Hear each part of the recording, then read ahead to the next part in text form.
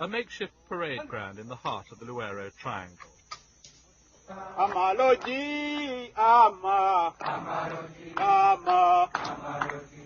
Ugandan government dismisses these rebels as bandits. They see themselves as national saviors.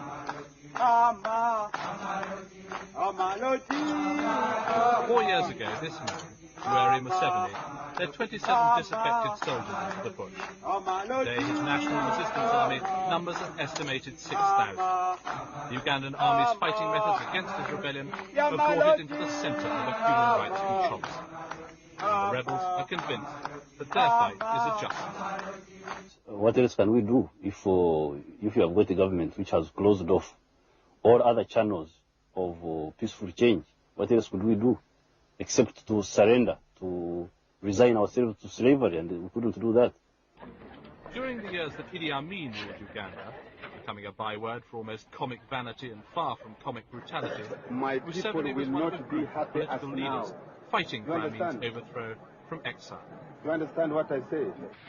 Their chance came when Tanzania invaded Uganda in 1979. The Tanzanians defeated Amin's army, and the Ugandans celebrated the end of one of Africa's most brutal regimes. Along with the soldiers came the exiled politicians. Museveni himself held the post of Minister of Defence under the two brief regimes that immediately followed the Tanzanian invasion. He seemed very much part of the new Ugandan political establishment. The elections in 1980 changed all that. This man, who voted, wanted to win back the post of president. He'd run Uganda as many a day. And Museveni himself was once a member of the Ugandan People's Congress Party. But during the years of exile, Museveni and Obote had become bitter rivals. Museveni formed his own political party and stood against Obote. The elections came, and Obote swept the board. But there were widespread allegations that the ballot was rigged. Commonwealth observers sent to monitor it left before the votes were counted. Crying foul, Museveni left for the bush. Early morning, and a patrol from Museveni's army moves out to prepare an ambush. They're constantly trying to catch military convoys to replenish their weapon and ammunition supplies. This time they settle themselves just off the main road from Kampala. Some wait in the grass, while 20 yards ahead, comrades open fire as soldiers are spotted unexpectedly.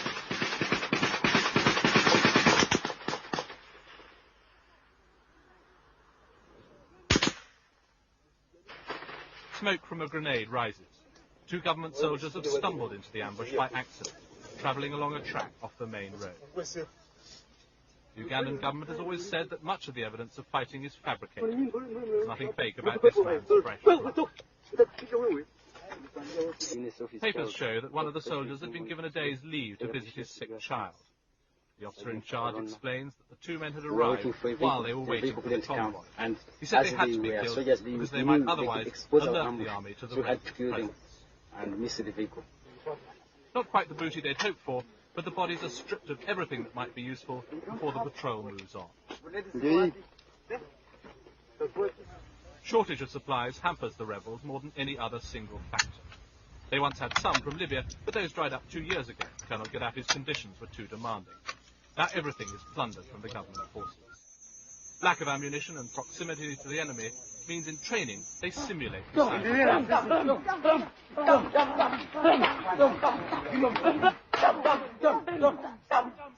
far cry from the sort of training the officer in charge will have gone through.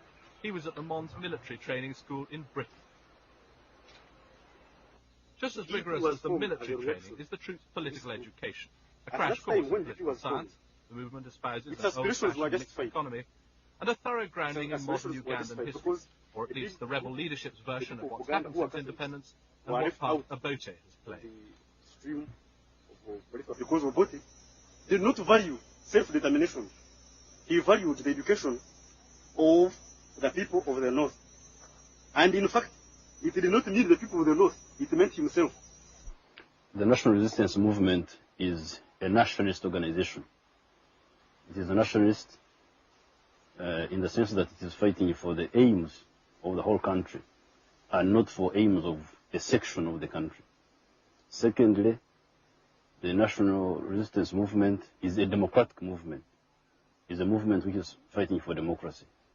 Like this 14-year-old, many have joined the movement because they say they or their families have been ill-treated by the government troops. Speaking through an interpreter, the child said he'd seen his mother hacked to pieces with a machete by government soldiers. And there are a number of army deserters who claim to have been sickened by what they were ordered to do while they were serving in the army.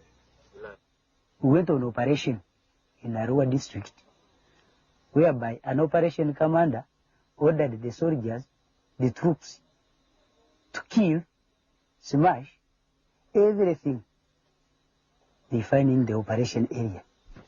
Government troops in training. The authorities point out that they've been faced with the problem of rebuilding a disciplined and controllable army in the wake of the chaos left by Amin's fall. First, they had the help of a Commonwealth team, and there's still a small contingent of British troops training them now. But the people of the Luero Triangle say it isn't working. The rebels showed these skeletons as evidence of what the government forces have been doing. They said a village of civilians friendly to the rebels had been wiped out. The government claims that the atrocities are being committed by the rebels themselves, and the bones might just as well belong to their victims. And they dismiss as fabrications stories like those told by this priest. Himself bearing the scars of an attack, he said that in one incident troops had taken a 6-month child from its mother and pounded it to death with a pestle and mortar used for breaking up ground. Found the groundnuts, then started pounding. The fighting has left one of Uganda's richest regions almost completely depopulated. Once prosperous villages now lie deserted. This is prime country for growing coffee, Uganda's most important export. Now the beans hang unharvested on the trees, left for the rebels to pick at will. The few civilians that remain in the area live in fear, hidden deep in the bush. They survive off what little they can cull from this once heavily cultivated land. There has been a let-up in the killing in the last few months. The rebels say that's because there are so few left to kill. And they claim conditions now compare badly even to the Amin days.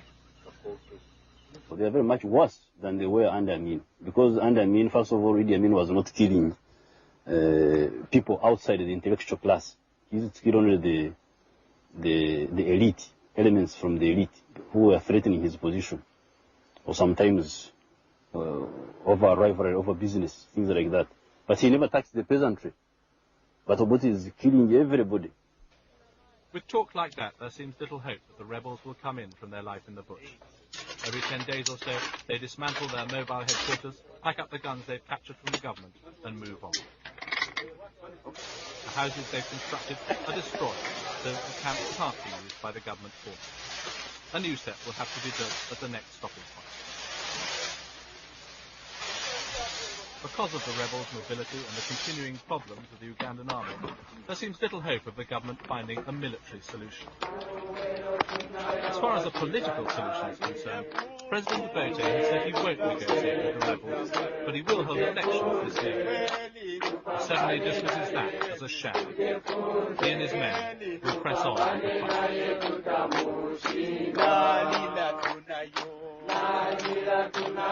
fight.